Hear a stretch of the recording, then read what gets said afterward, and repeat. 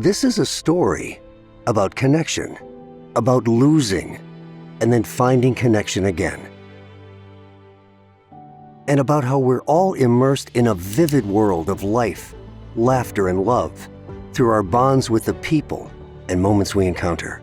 But when connection to those people and the moments we share with them is tested due to hearing loss, it affects more than those who've lost the ability to experience sound. It also affects their loved ones and their connection to one another. We gathered 7 people with advanced bionics cochlear implants to see what happens when they hear their own story for the very first time, straight from the sound of their loved one's voice. Follow the stories of 7 incredible journeys and feel what it's like to restore and renew life's connection to the people and the moments we love.